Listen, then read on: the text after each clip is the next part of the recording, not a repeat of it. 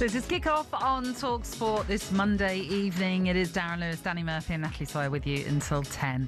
And, the footballing weekend in the Premier League got underway in North London in what turned out to be quite an eventful game between Tottenham and Manchester United. If you're looking at it from a Tottenham perspective, at one point it looked like they were going to lose. Then they were going to draw. Then they were going to win it. And then they were going to draw, as it ended up being a draw in the end. It was very eventful. Now, what I want to, and I might be biased on this one, but I've seen quite a few Tottenham fans saying it's time for Thomas Frank to go. Oh, come on. Behave. I mean, you're shaking your head. You're saying, come on. So obviously you're both in disagreement that it's ridiculous even to be mentioned as a potential sacking. Yeah, I mean, it's the first season, his first season there at the club. There are a number of players that I probably would let go ahead of Thomas Frank. He's probably looking around and seeing what he needs to improve and how he needs to improve it. His record at Bromby before he was at Brentford was that they were both slow starts, and it's a slow start at Tottenham. But the problems, the rot at Tottenham has been in there for years. And I think that it involves getting a number of players out. There are a few attitudes I would suggest that he probably needs to sort out as well, so that everyone is as on the same page as the players were, say, at Brentford.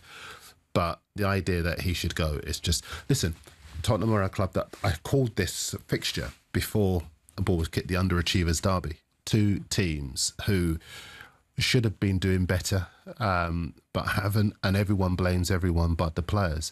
But the teams we've been talking about so far are teams where players, unheralded players in many cases, have taken leadership, shown leadership, taken responsibility.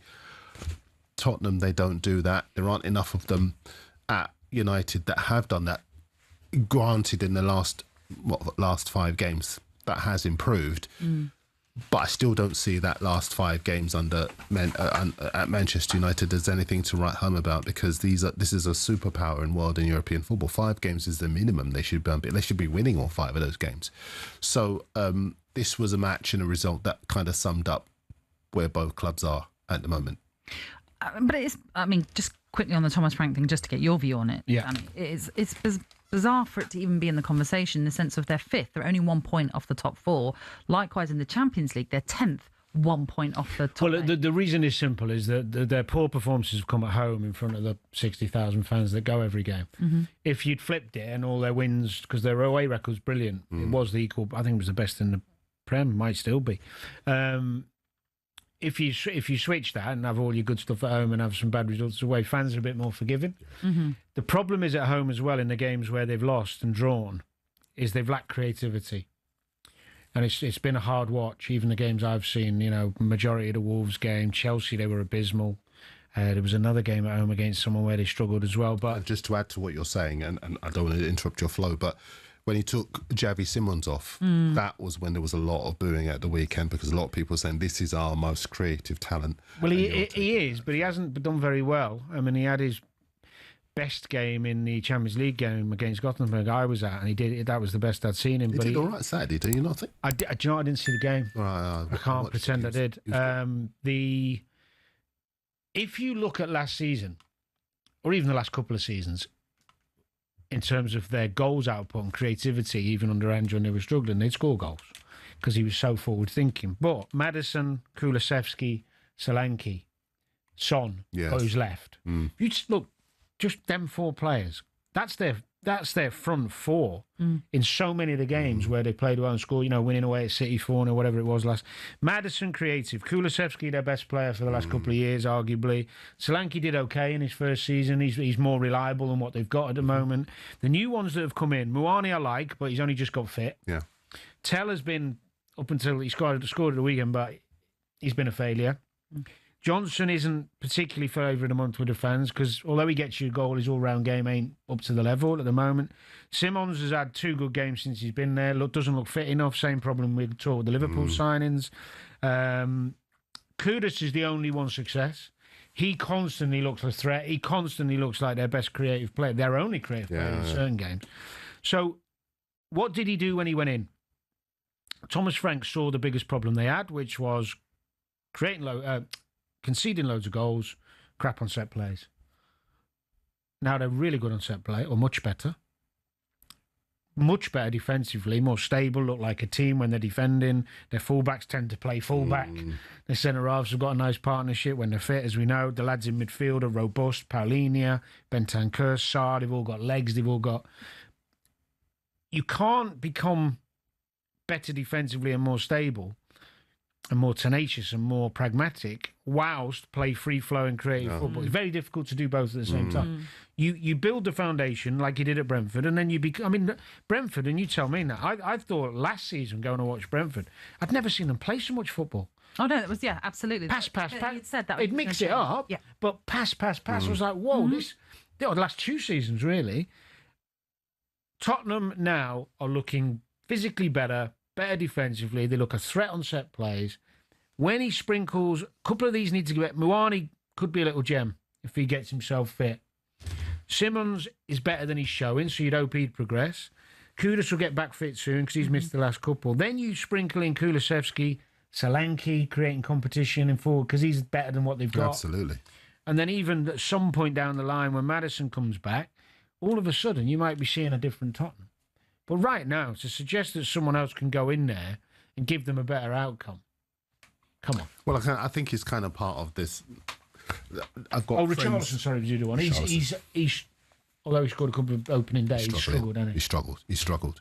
Listen, I've got a lot of friends who are Spurs. I covered Spurs for the best part of 20 years as well. So I know that there are a lot of people at Spurs who are just kind of really scarred by the overall underachievement at the club, the lack of investment, which appears to be changing. The tide appears to be changing with the new ownership, the new sort of people who are making decisions there. But in terms of Frank, I'd say this. Last season, first 5 months of the season, Oliver Glasner won 1 match in the top 4, right? But he's still trying to work out what, kick the tires, see what he needs to do, see how he needs to configure that side. Now, I'd argue Palace are one of the toughest sides to play against in the Premier League because they're defensively disciplined. The mentality is first class. They can score goals, and he has constructed a machine there. And I think that with time, Frank will do that. But as I said, he started slowly at Bromby, started slowly at Brentford. Now, at Spurs, you've got to give this guy time and stop thinking, oh my gosh, they're going to get another quick fix in, because that's the last thing that Spurs Just need. a quick question to you now, because you saw Brentford a lot under him, and I know he mixed up the back 3 and back 4. Because when I was at the game against Gothenburg, Van der Ven got the wonder goal. Oh, yeah. It made me think about, actually, would we see Van der Ven do more out if he played in a 3? Because he's got 2 to cover him and he can just go for a wonder. Yeah. I'm thinking maybe that's one way of him making Spurs a bit more creative. I don't think he'll change it for now because they've actually defensively looked a lot better. Yeah. But maybe moving forward, do you think he could do that? How often did he mix it up at Brentford? Well, this was always one of his strengths because he was so versatile. He did tend to go for a 3 at the back or 5 at the back, however you want to paint it, against the more elite sides. Okay. That was natural. We're not seeing so much of that with Keith Andrews, I have to say. It's now he seems to have gone with his 4 and he's very settled with the back 4. But there were times that you'd see if Adja was playing, that Adja would play out quite happily. He's good at it, isn't he? Yeah. Even Nathan Collins, you can see at times, can do it as well for Brentford. So, yeah, it can be done without a doubt. That was Copenhagen, wasn't it? The Van der Ven. That was just ridiculous. What were you doing in that moment? Were you just thinking, what's he doing? Someone's got to stop him at some point. Copenhagen are poor. I was just thinking, please finish it. Because so tremendous. do you know what I was thinking about when he was going through? And I bet the staff were as well, medical staff. I was thinking, please don't let his hamstring go. Oh, no. No, because he was like an Olympic sprinter. He was. brilliant. I mean, it wasn't 100 metres. What would it be? 60 metres, maybe 50, 60 metres, 60 metres, box to box. And I'm thinking, please don't snap your hamstring out. Yeah, but if you're an opposition How did you player, do you're it? not thinking someone's got to chop him down at some point, no? Absolutely, this is what I'm saying. They were chasing him like... Maybe so. They just couldn't get near the man. I've never seen a guy. centre half without that athleticism. No. Oh, it was... Rudiger? No. Rudiger didn't have that athleticism. No.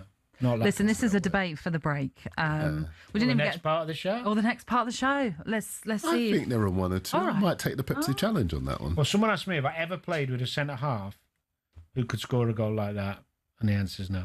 Sorry.